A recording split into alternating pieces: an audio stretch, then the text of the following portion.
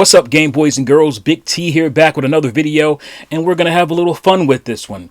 We're going to be talking about retro gaming and people increasingly thinking it's super expensive to retro game, and I'm going to give you my thoughts on it. So what do I think? Is retro gaming super expensive? Should we not waste your money on it? It depends. It really does depend on what you define as retro gaming. What do you define yourself as a retro gamer? How do you feel, what retro gaming is to you? And there's just different factors that factor into it. So I got a bunch of junk in front of me here. Some people would consider junk, clutter that they don't need, in front of me here to explain my points and why I think it depends. Now, I'll just start with me. As a retro gamer, do I think retro gaming is expensive from my perspective? Yeah, no.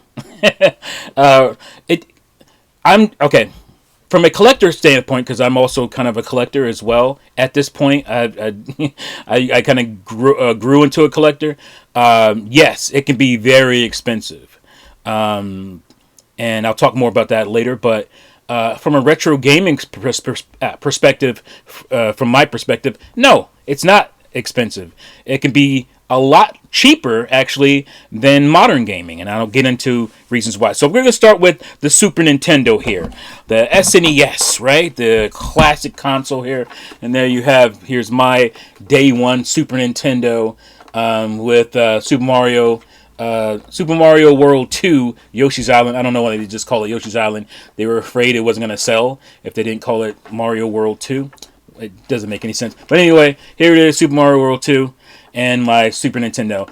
I should probably have looked this up because I haven't recently on how much the console costs. I'm going to say it's around 50, 60.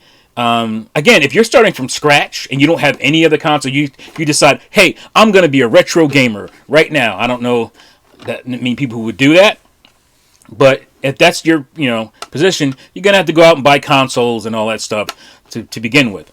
But again, you can buy a Super Nintendo and a good amount of games, let's say about 15, 20 games for under $200, which is not a lot. If you're starting from scratch. If you're not, and you already have the console, maybe you have a few scattered games, it's even better for you, right?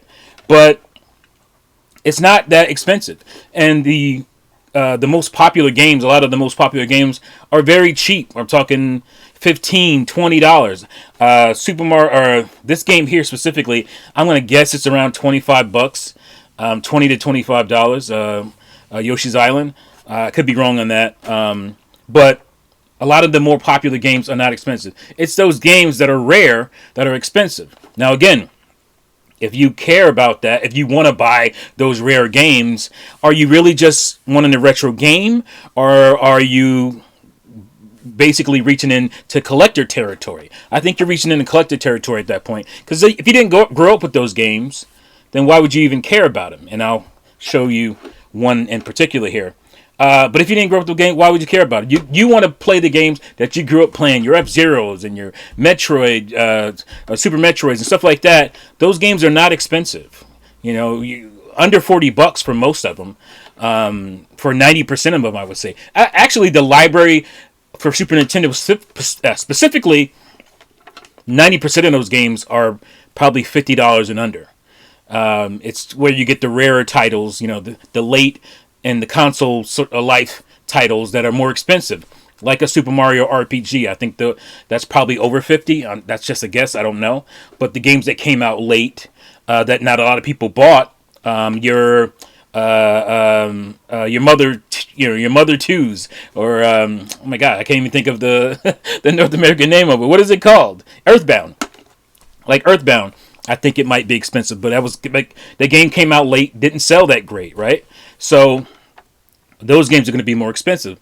But there are ways around that. Again, if you just want to play the game, there are really good ways around that. It's called, one of the great ways around that, it's called buying reproduction carts. Now, a lot of purists and enthusiasts hate the idea of reproduction carts. They're really easy to spot, so I don't know why. If you're just not knowledgeable, you can get tricked and cheated. But a lot of times they're very easy to spot. You can tell by the labeling. You can tell by the cart itself, the connector board. You can the circuit board. You can tell just by looking at it if it's a authentic or not. So there are ways around it. So again, here's the Super Nintendo. Not very expensive. There are expensive games on this again, but that's because you're looking for those. The games you grew up playing and whatnot are not that expensive, right? So let me put that to the side. And an accessory that will also save you some money is the Super Game Boy here. So if you know what this is, you can play your Game Boy games in your Super Nintendo. Just put it right down there. I don't think it does Game Boy Color. I think those don't work, or there's some nuance to that. But Game Boy, you can play, and you won't need a Game Boy console. You don't have to go out and buy a Game Boy system. If you don't, you can just buy this, which I don't think is expensive either. I could be wrong. Some of this stuff I haven't looked at in years, upon years. But Super Game Boy is an option for you to play your entire Game Boy library on your Super Nintendo, and you don't have to own a Game Boy. Now, if you want to own a Game Boy, yeah, but even the Game Boys are not expensive. Just depends on what you get, and there's so many different ways around that as well, which I'll get into. All right, but here's another way. I don't know how readily available these. I still think these are around $100, $150. And here is your Super Nintendo mini console. Now, it comes with 21 or 22 games, but, you can put more. I think this one has, I have over 200 games on this. It depends on how many you put on. You lose certain features if you put too many games on here, like your rewind, because it requires the hard drive that's in here, the memory, flash memory that's in here. It requires that to do rewind and stuff like that. So if you care about those features, you have to minimize the amount of games you put on here. But yeah, this is an option. If you want to play authentic Super Nintendo games on a Super Nintendo, this is the mini, but it uses real Super Nintendo controllers, basically authentic Super Nintendo controllers with some variants, obviously where it plugs in here, which is really kind of jank. It always gives me trouble pulling this thing off. There's no great way. I guess you go from the bottom. That's the easiest way. But yeah, so it's the port is different. It's basically the Wii controller port, where your nunchuck goes into the Wii remote. But yeah, there's, again, if you just want to play games, there's many ways around it. You can just emulate them on, and you want that real feel, you can emulate it on something like this, or you can emulate it on PC or something if you don't really care for the original feel. All right. So, but for me, again, I want the carts, I want that original feel, and so I opt. But I already have a bunch of the stuff that I bought, way back in the day, and I slowly accumulated even more over time up until now. But most of the stuff, most of my Super Nintendo games that I want, I already own. There's a few that I don't own, but the stuff like this. This is RoboCop versus the Terminator. This is technically not the best version. I think the Sega Genesis version is probably a little better, as far as just certain little things in it. You should go check out, what is it called? Console Wars channel, where they do the Super Nintendo version versus the Sega Genesis version.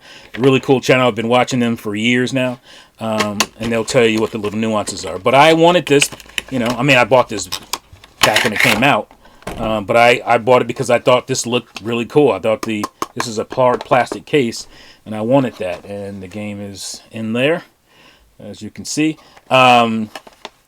And I just wanted to have, I just thought this was really cool. I think the price is still on here. Check out that price, folks.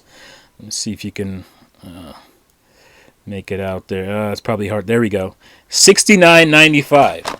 And certain cartridges, depending on the ROM chip inside of them, cost more. So carts were expensive. So you think gaming is expensive? Now it was $70 in 1994 money, which was even more.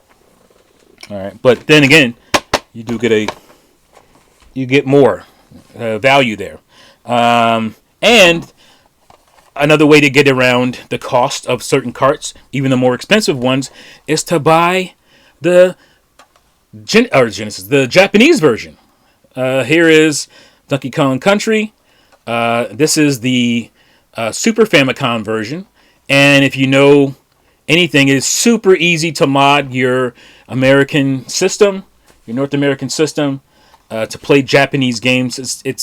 You're removing plastic basically, and that's it. The games will, once you remove the barrier that knocks the game from going in there. Actually, I'll show you. I did this recently, I think, with one of my videos where I showed you the difference on N64. So if you look, you'll see that little divot there. See those little divots? Those are, if you go look down into the Super Nintendo console, there's pieces of plastic that will slide up into those divots, right? But on the Famicom, Super Famicom, it doesn't have those divots, so the cartridge won't go down. That's the only thing stopping it from playing, is it's not connecting because the plastic is stopping from going down. Once you remove that barrier, the game will play, so it's not a problem. So it's very easy to play, and the Japanese games are, and it depends. Obviously, depends on what type of game. Unless you speak Japanese and read Japanese, you can't do that for RPGs, right? There's just too much word, but you don't really care about the story because you can basically, it's a cartoon. It's like a cartoon. You can basically figure out the story of Donkey Kong Country, because it's all visual mostly. You can figure the game out without having to, be able to read it. You can read it, and you can play the game without needing to know Japanese. And that's going to happen. I'll show you more of that in the future. But that goes on and on. And here you have a game, Terranigma. Like, I didn't have any nostalgia for this game. I know it's super expensive, and it never came out in North America. And it's super expensive. But this is a repro, and it looks great. Actually, there's a cart right there. There it is. There's the game. It looks fantastic. This is a fantastic repro of the game. You can go and spend hundreds of dollars on the original, but look at that. That looks very close to what a Super Nintendo game looks like. And if you look in there, you can see the board is much lighter on repros. They have different circuit boards, so you can tell just by looking at the board. Or you can tell, like me, if you're a little bit astute to this stuff, you can tell by looking at the labeling itself. You can tell that it's fake. So yeah, there's ways around it. So let's move on to the Sega Genesis. This is the Model 1. I have most nostalgia for it because of all the dials and all that good stuff. And then there's Jurassic Park, one of my favorite games, actually, on the Sega Genesis. It's the best version, I think, of the Jurassic Park movie games of this generation. And here you have Sonic 2. See, I love Sega's cases, because they're hard plastic, unlike Nintendo. And that is another thing that drives up the price for Nintendo games, or Super Nintendo games. Well, yeah, all Super Nintendo N64, is that the games themselves come in. I'll get into that in a second. But real quick, here's an option. Obviously, just like the Super Nintendo, you can buy a Sega Genesis Mini, and you can mod it. This one, I haven't modded this, I don't think. There's like 40-something games on here. I haven't modded it yet. I will.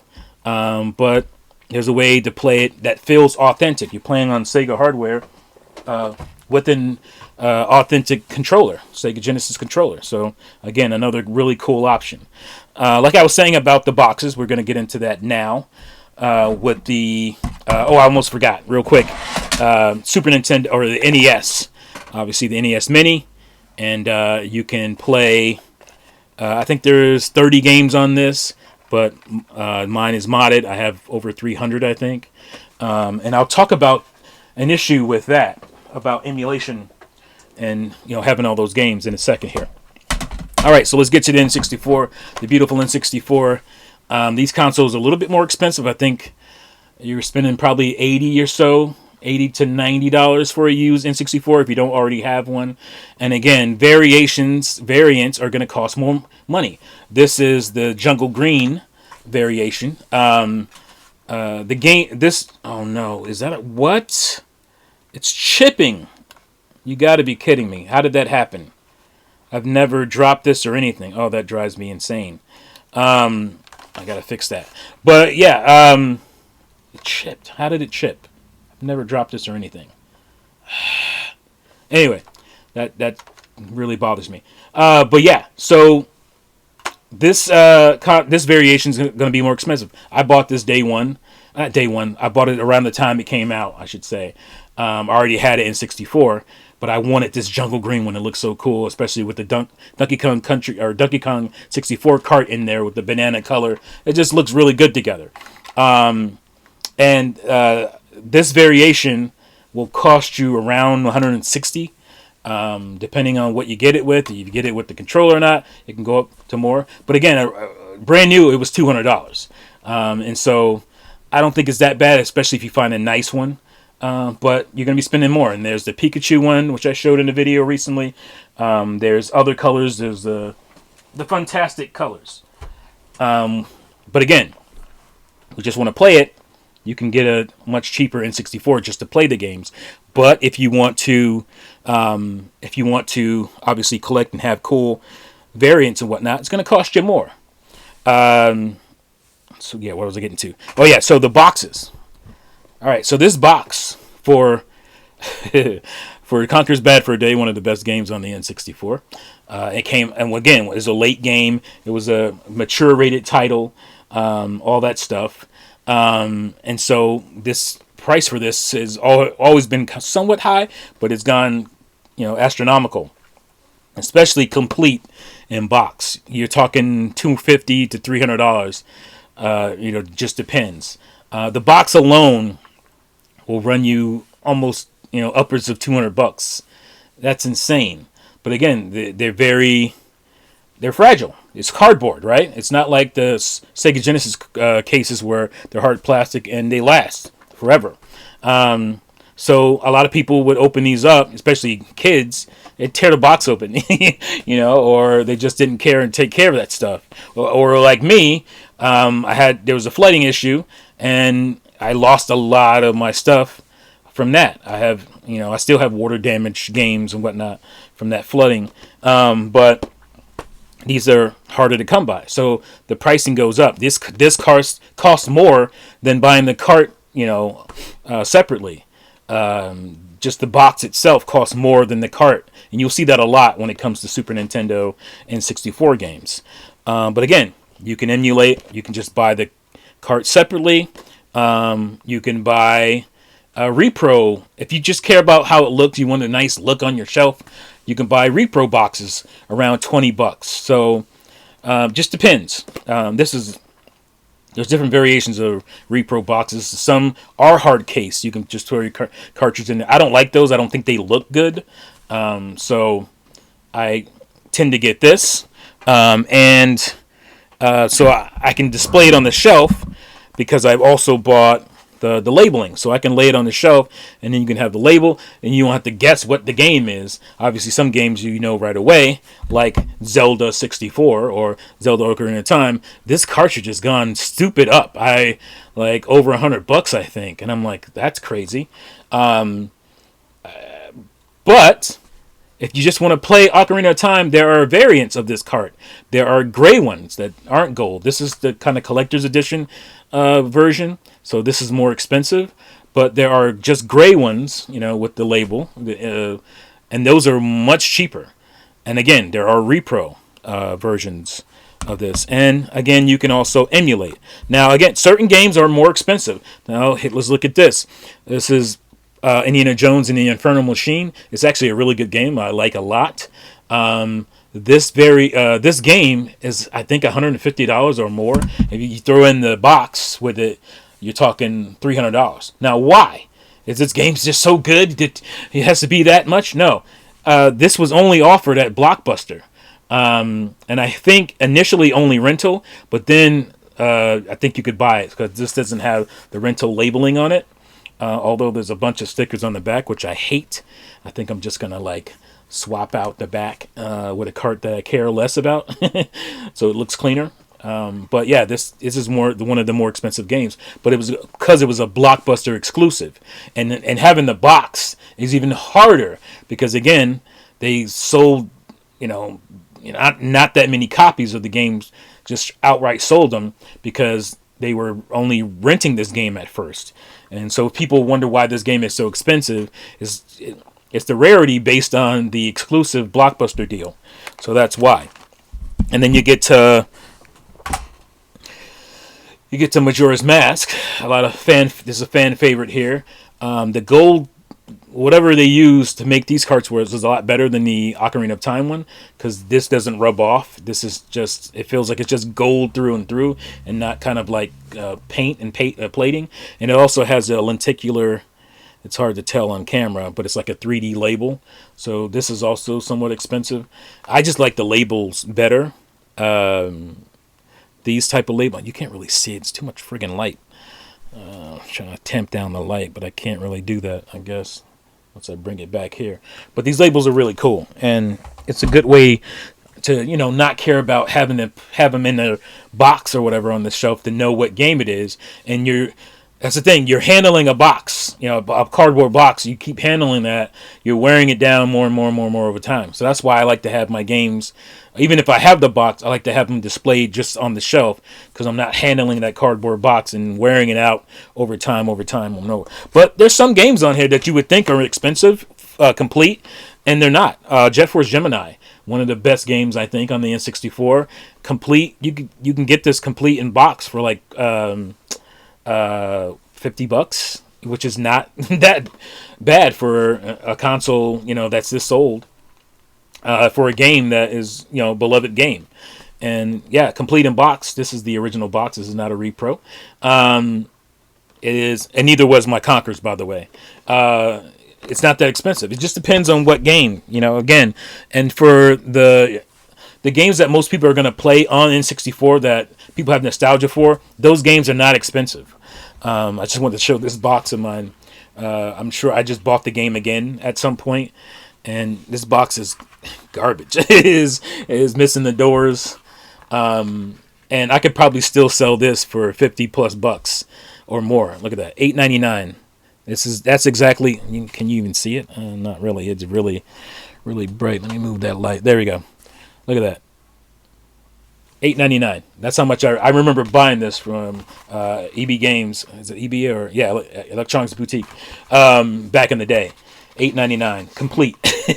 Because again, this game came out really late, and then initially that's what happens when a game comes out late and it's not selling because people aren't paying attention. They drop the price, and that's what happens to a lot of these games. So be paying attention. If you're somebody who's buying current consoles, obviously physical games are getting less and less, but you're buying current consoles, pay attention to stuff like that. Games that come out late, maybe you don't even care about it, but if it comes out late, it gets cheap, buy it, because I'll show you in a minute what happens. So yeah, is that it for N64? Oh yeah, here's another one. Mischief Makers. This game is stupid expensive. Not the cart. The cart is cheap, but if you want it complete, it's stupid expensive. But this is a repro cart or a repro box. I like the colorfulness of it, and I wanted to have it. And this is a repro. It looks really good, doesn't it? Looks really nice. So yeah, there's options. But the cart itself is probably $25. It's not that expensive. Hidden gem, by the way. So let's move on to a console that it can get expensive. Again, with certain games. This is the PlayStation 1. PSX, or PS1 people call it. This system has tons of games, and again, 95% of the games on here are very affordable. because it's a console that had tons of games. When you go to a Super Nintendo, or you go, not Super Nintendo, excuse me, N64 or a Virtual Boy or something like that, where the library is tinier, especially Virtual Boy, super tiny, the games are going to be way more expensive because, first of all, Virtual Boy didn't sell very well, and there's not a lot of games. So people are fighting over a complete set. People want to have a complete set, and so it's harder and more expensive to get people to give those games up, right? So, but the PlayStation had tons of games. I'm talking probably over 2,000 games or something stupid. And again, most of the library is very affordable and very cheap. Some of the library is a little bit more expensive, like Lone Fencer Musashi, a Brave Fencer, not Lone Fencer. I'm thinking Lone Warrior. There's a Lone Warrior game. Brave Fencer Musashi. This is one of the more expensive games, which some of the Square games, some of the more obscure, lesser talked about RPGs are more expensive. Like your Vagrant Stories. I haven't, but there's some certain RPGs on the PS1 that can be expensive. Can be over $100. Can be $150. Just depends. There's ways around that as well. And where did I put it? I just had. Okay, yeah. So something like Valkyrie Profile. I bought this recently, and it was over $100. But complete, this game is like $300 something. But so I just bought the discs, and it was a lot cheaper. And I recently bought, because I wanted it in a nice case, I bought the Japanese version of the game, which is not the Japanese version. I bought a repro version, but I saw like a really cool special edition, like for the Japanese. It was only in Japan where they had this really nice special edition of the game. And I got that for relatively cheap, because it had like little trinkets as like a little charm in it, and special edition stuff, in there. And I bought that, but that's for collection purposes. I wanted that, but I bought a repro. It was like $15, and it looks just like. And I'll show you in a second even more repros that just look just like the real thing, and. Again, there you go. I can display it. It looks nice. It's not, again, if you just want to play the game. I bought Valkyrie Profile because I just wanted to play the game. I heard it was a great RPG, and I wanted to play it. I never got around to it, and I wanted to do that. So there are variants, again, like the long box stuff for PlayStation, the big box stuff. These are the original cases for the PlayStation. These are kind of crappy. Like this one's peeling, the glue is peeling off. I'll probably replace it soon. But yeah, Gex.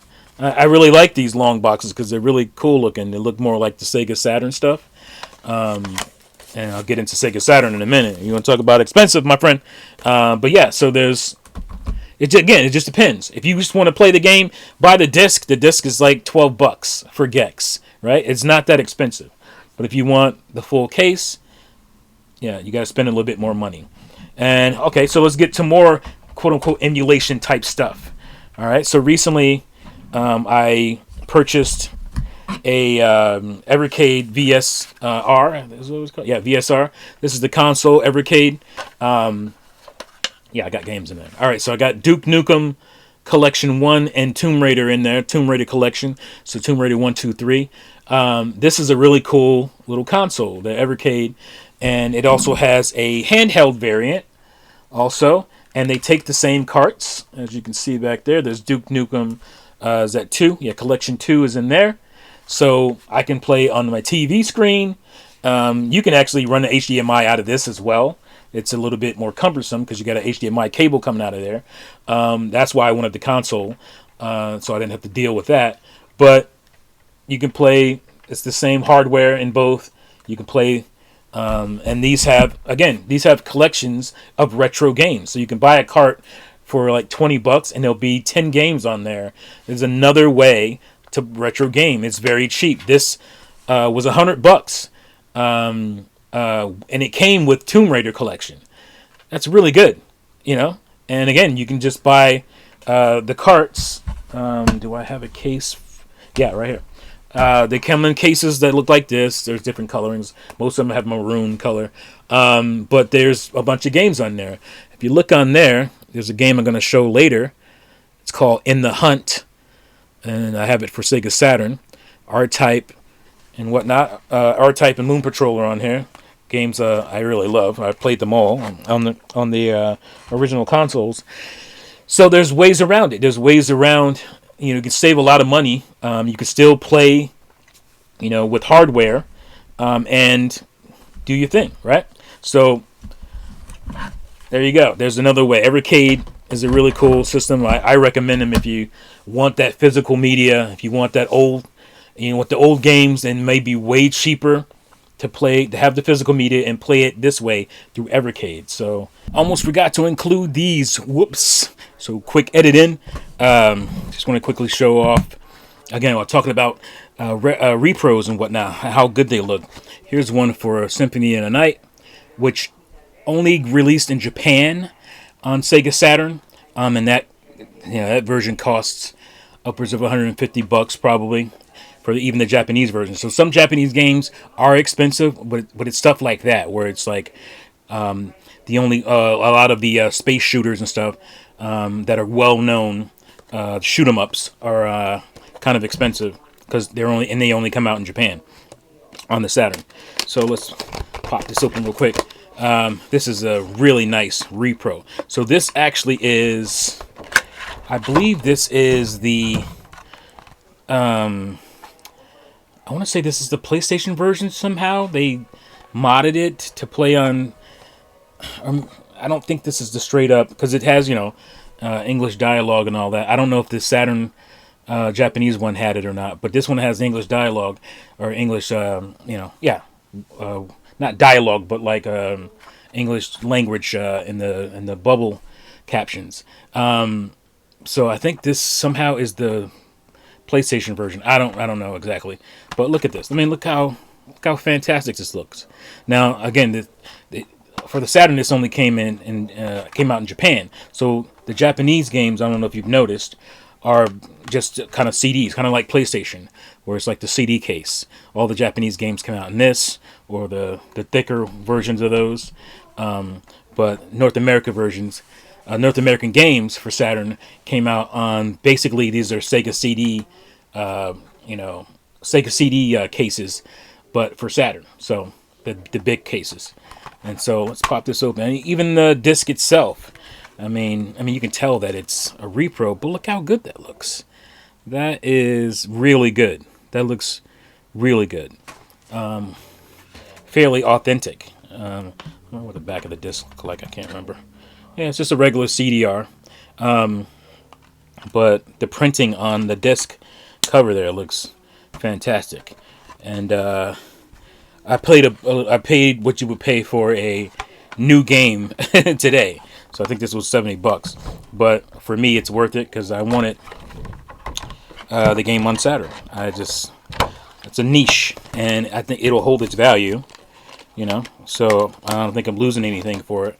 It's just really nice. Look at that. Look at that. Look at that. That's fantastic. All right. And then this game I actually bought fairly early on. It's called The Messenger.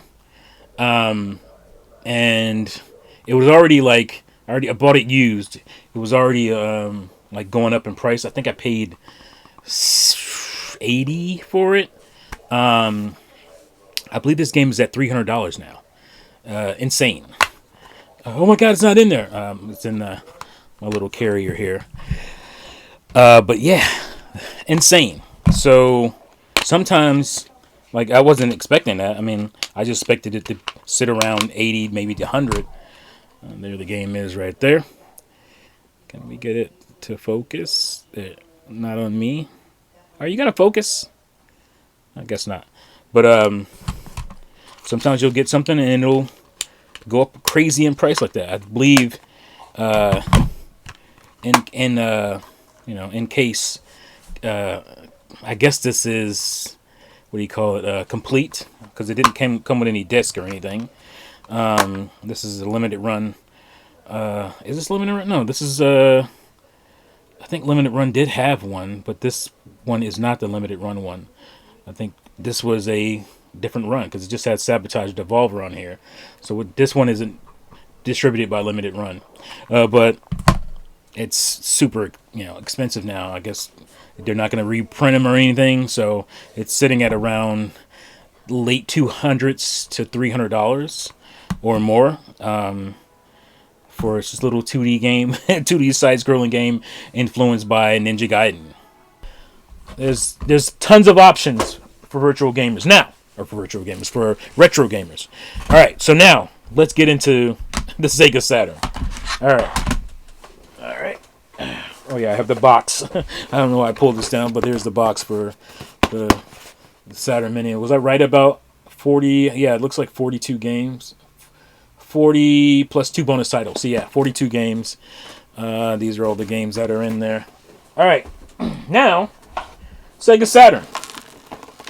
This crud, something rolling around there. So this is the Sega Saturn, one of my favorite gaming consoles of all time. This game console is notoriously expensive. At least that's what people believe. Again, it depends. Now, if you want it complete in a box, this is going to be expensive. It's going to be over $200. Sometimes I've seen it approaching $300. Depends on the quality of the system itself. I have multiple Sega Saturns, so I can leave this one in a box. And that's what I'm doing. There it is. It's in there. Back. But yeah, this is a more expensive console to retro game on. If you're collecting, it's really expensive. But if you just want a game on this thing, it's not really that expensive. You can find the system itself for about $70, $70 or $80 out, not in box, obviously. And it's a lot cheaper. So put that to the side. And people are like, well, the games are very expensive. Yes, the system is so expensive because it didn't sell well. I think it sold around 9.5 million consoles.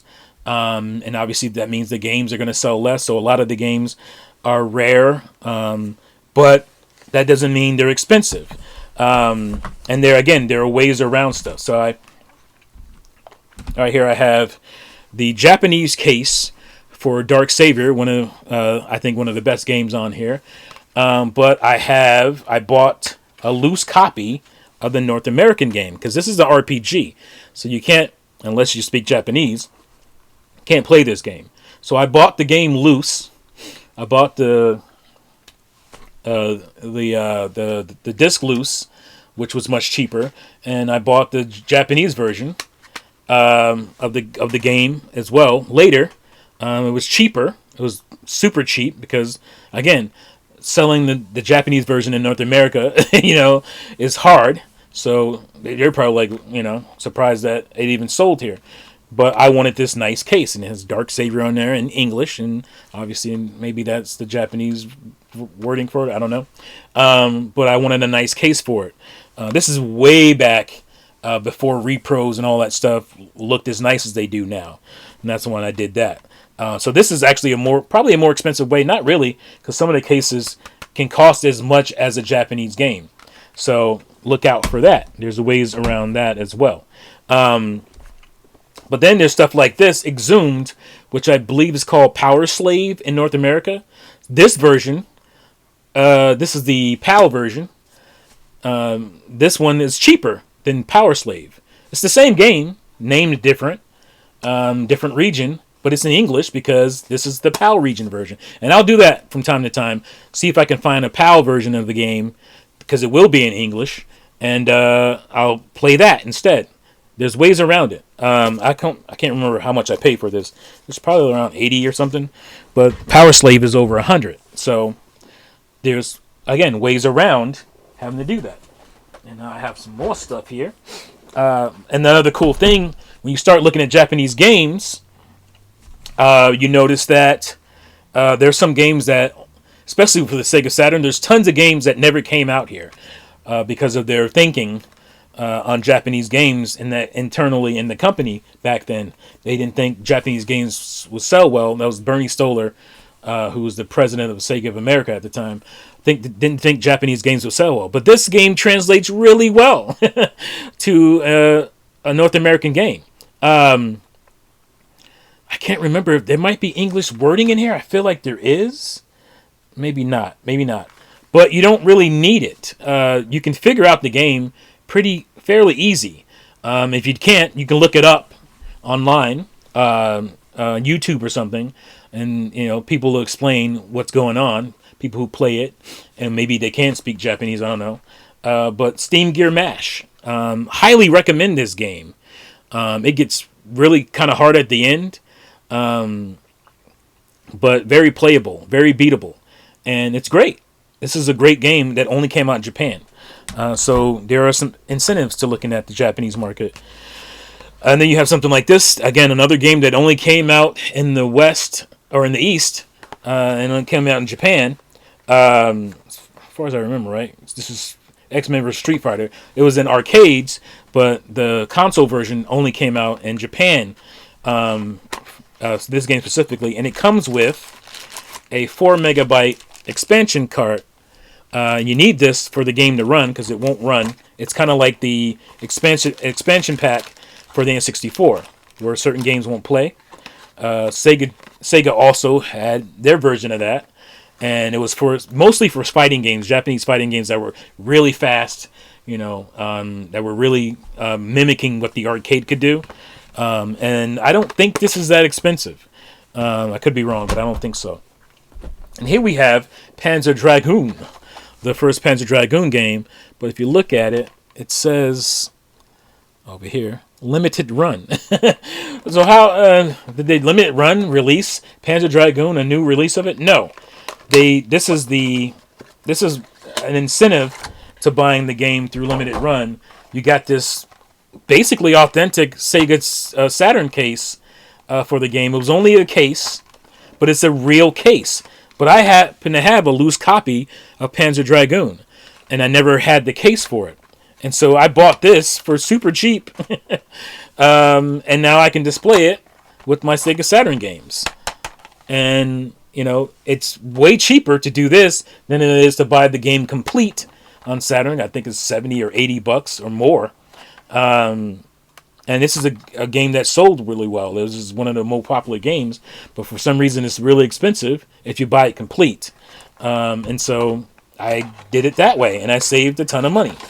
I've had the loose game for 25 years or something, but I got that case, and it's fantastic.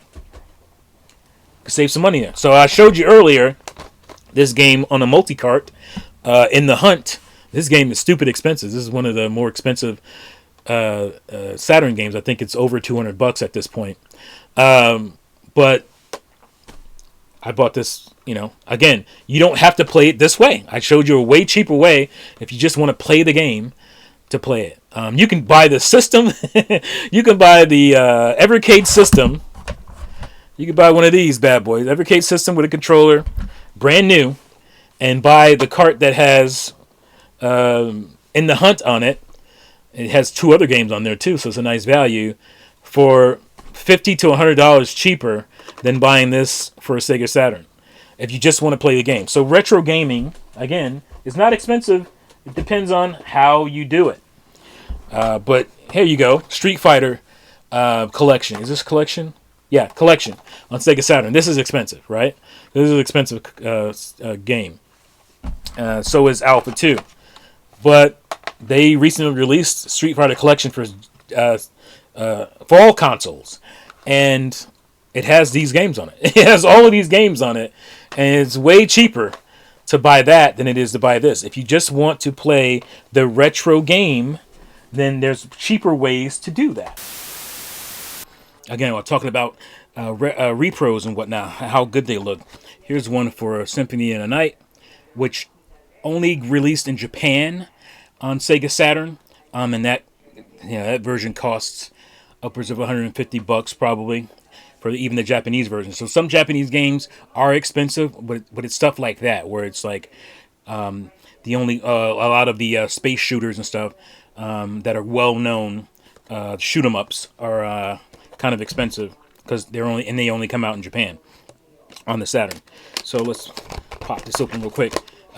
This is a really nice repro. So this actually is, I believe this is the, I want to say this is the PlayStation version somehow. They modded it to play on, I don't think this is the straight up, because it has, English dialogue and all that. I don't know if the Saturn Japanese one had it or not, but this one has English dialogue or English, yeah, not dialogue, but like English language in the bubble captions. So I think this somehow is the PlayStation version. I don't know exactly, but look at this. I mean, look how fantastic this looks. Now, again, for the Saturn, this only came came out in Japan. So the Japanese games, I don't know if you've noticed, are just kind of CDs, kind of like PlayStation, where it's like the CD case. All the Japanese games come out in this, or the thicker versions of those. But North American games for Saturn came out on, basically these are Sega CD, Sega CD cases, but for Saturn. So the big cases. And so let's pop this open. And even the disc itself, I mean, you can tell that it's a repro, but look how good that looks. That is really good. That looks really good. Fairly authentic. I don't know what the back of the disc look like. I can't remember. Yeah, it's just a regular CDR. But the printing on the disc cover there looks fantastic. And I paid what you would pay for a new game today. So I think this was $70. But for me, it's worth it because I wanted the game on Saturn. It's a niche, and I think it'll hold its value. So I don't think I'm losing anything for it. It's just really nice. Look at that. Look at that. Look at that. That's fantastic. All right. All right. I think we're nearing. Yeah, we're gonna about to move on here. So we're gonna move on to another system, the Dreamcast. Again, the console itself is not that expensive. I think $60 to $70. Most of these consoles are $60 to $70 at this point. I bought this Keiko, whatever adapter that lets you do HDMI out. I have the same thing for my GameCube, and it's fantastic. It basically does what the VGA cable used to do for this. Nice, clean picture. So it's not an expensive console itself. Now, there are expensive games on here because, again, just like the Sega Saturn, the Dreamcast didn't sell great. It sold initially out of the gate really well, but it just kind of fell off pretty quickly. And so some games are expensive. And I have some of those expensive games, which kind of surprises me. But yeah. So I have sort of the Berserk, Guts Rage, and Dynamite Cop. Now, both of these games I bought at launch, or not at launch, not Berserk. I bought that a little later. The Dreamcast. I probably bought this in 2000, sometime in 2000. This I bought at launch. This is one of the launch titles. But I lost the case. I don't know where the case was, because I would put my games into a... do I even want to pull that thing out? I guess I will. Oftentimes, I would take my games out of the case and put them in one of these things, a binder. And so, over time, you see there, those are rips. Over time, I would lose the original case because my game wasn't in the case anymore. So I put them in the binder and I would lose stuff. Back then, I didn't care as much as, for keeping this kind of stuff. So there's that. And so I lost the case for Dynamite Cop and I lost the case for Sword of the Berserk. Now, both of these games complete are over $100. And then I didn't want to rebuy them to get the case. These are repros. And this, look how good that looks. Repros have come a long way. The printing on it looks really good. And I paid $16 for the case for both of these. And I even complimented the seller. I was like, these are the best repros I've ever seen. I'm going to get more from you, lady. It was a woman. It was, I'm guessing it was a woman because the name of the sellers was somebody's mom. So I'm guessing it was a woman selling these at home, or working from home, and that's pretty cool. A little business, and she has everything. I checked her store out, and she has tons of games and whatnot. So of repro stuff, and I'm going to be buying more from her, and they look great. So now I don't know how the cart loose or the disc loose, I should say, is probably half. So it's probably $50. I think Sword of the Berserk is like 40. But if you buy it, complete, it's over 100. Same thing with Dynamite Cop. Actually, I think Dynamite Cop is very expensive because I don't think it sold very well. This was the arcade game, and I don't think it sold very well. You can beat this in like 25 minutes, literally. And so there's probably not a lot, and so that's why it's more expensive. I think it's probably $70 or $80 disc only for that. It just depends, but it's not a great game. You don't have to play this game. There's cheaper ways to do it. Emulation. I almost forgot. Omega Boost. I recently bought the case for this because I only had the manual and the disc. Apparently, this game has gone up. When I bought it loose, it was like $20, but even loose now, it's 3 times that. And complete, it's over $100. But I found the case, just the back part. See, that's another thing. I only needed, because I had this. I had the disc and the manual, and that's your cover. That's your cover art. The manual is on Dreamcast and PlayStation games. So I found this recently, and I think I paid $16, $17, about the price I would pay for a repro. But this is authentic. Now, the game that I paid $20 for, and I guess so it'd be $35 for. The game that I paid $35 for is now worth over $100. So that's another thing. You got to look at that. What's the value? You're not just throwing money away when you're buying retro games. It's also a value setup. This holds more value than it did when I bought it. This is basically a good investment, And I don't know what's going to be what. You get lucky, and I'll show you a game I got lucky on.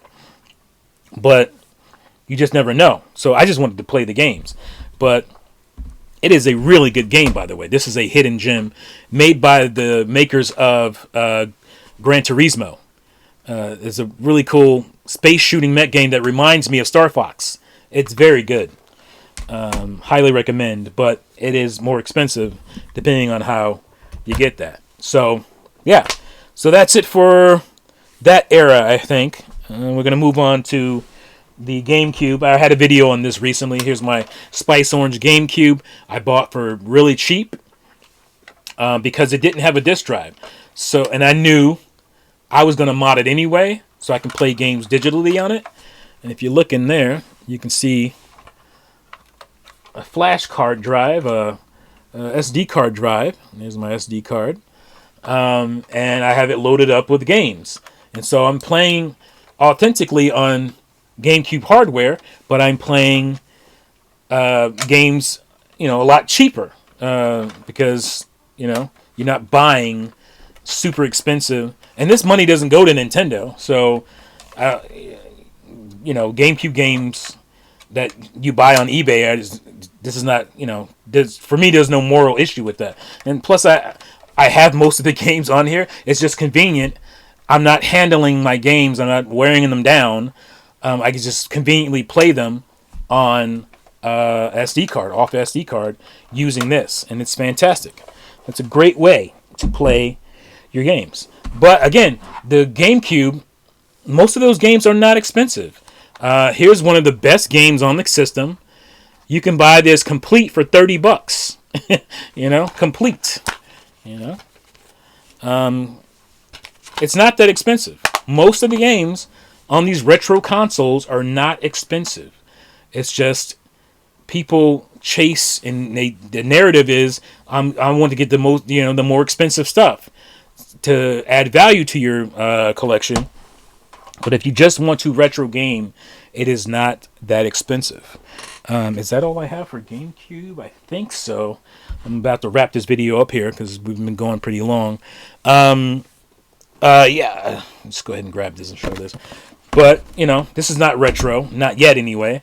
You have Devil's Third for Wii U. This game was super expensive. When I first started looking at it, this game is at $350, $400 for the North American version. It has since dropped. It is down to $200, $250. So sometimes just waiting, a little bit, couple years, If you don't have FOMO on some of the more expensive stuff, they do drop. The games will drop and they'll fluctuate. It'll probably go back up go back up at some point, but it does drop. Now I wanted to show this because this was the last game my mom bought me, last video game, Star Fox 64. So it had a nostalgic purpose, and I lost again. I lost the box, and I wanted it back for that nostalgia reason. That this was the last game my mom bought me. So I paid $65 for the box only, and specifically this box because it comes. This is the box that has the Rumble Pack. This is the unit that had the Rumble Pack inside, and there's variants without that. But I wanted this box specifically because that's how my mom bought it for me on that day. And so, again, it depends on how you play, how you want to play stuff. Let me see, is that it? I just wanted to point out for gamers, for the collection side anyway, sometimes you're going to spend money. It can be expensive. And this will be retro at some point, but I wanted to have this. But I know this is going to retain value. This is the special edition, limited edition of Link's Awakening, the remake, and I wanted it because it's really cool. It comes with that's a steel case, steel book for the game itself. It looks like a Game Boy, original Game Boy is pretty cool. It also comes with the game itself, obviously, and this was only for PAL region, and it comes with a really cool art book, as you can see there, and it's really nice. And the North American version didn't have all this stuff that the PAL region version had, and that happens. It happened way too much on the Wii U, by the way. We got screwed a lot in the North America here on Wii U stuff. Variations, special edition stuff, but that was a collection decision. I wanted that for my collection. Same thing with the Nintendo World Championship NES edition. I bought this specifically to hold value and sell 20, 25 years from now and make some money at some point. Because I think this will probably be, this will go up in value. And it already has. It's only been a few months. But same thing for Super Mario 3D All-Stars. I waited on that. That's basically doubled in value at this point, and it's only going to get better. This game I actually bought fairly early on. It's called The Messenger. And it was already I bought it used. It was already going up in price. I think I paid $80 for it. I believe this game is at $300 now. Insane. Oh my god, it's not in there. It's in my little carrier here. But yeah, insane. So sometimes, I wasn't expecting that. I mean, I just expected it to sit around 80, maybe to 100. There the game is right there. Can we get it to focus? There. Not on me. Are you gonna focus? I guess not. But sometimes you'll get something and it'll go up crazy in price like that. I believe in case I guess this is, what do you call it, complete, because it didn't come with any disc or anything. This is a limited run. Is this limited run? No, this is I think limited run did have one, but this one is not the limited run one. I think this was a different run because it just had Sabotage Devolver on here. So this one isn't distributed by limited run, but it's super expensive now. I guess they're not going to reprint them or anything, so it's sitting at around late $200s to $300 or more for this little 2D game, 2D side-scrolling game influenced by Ninja Gaiden. So yeah, is retro gaming expensive? Well, yeah, it can be, but that's not necessarily a given. Again, it depends on what kind of retro gamer you are. If you just want to play the games, it's not that expensive. If you want to collect and have the top of the line collection, yeah, it can be really expensive. But is it more expensive than buying a PlayStation 5 Pro? No. Or buying the stupid edition of games that come out today that could be 70, 80, 90, over $100 for certain versions of a game, of Call of Duty or something like that. No. PlayStation 5 Pro is $700 and it doesn't have a disc drive. So it's devalued right there off the bat.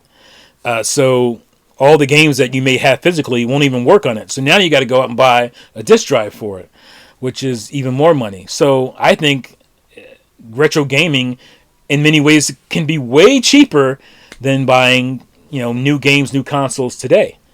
But most people who retro game still play modern games, I would say. But retro gaming on its own is not overly expensive.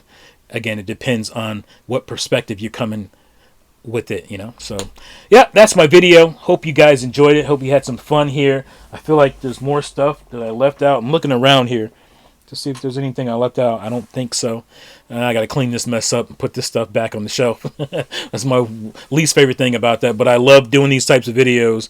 They're informative and fun, I think. And I think you guys seem to enjoy them. So, yeah, let me know what you think in the comments below. Is retro gaming expensive?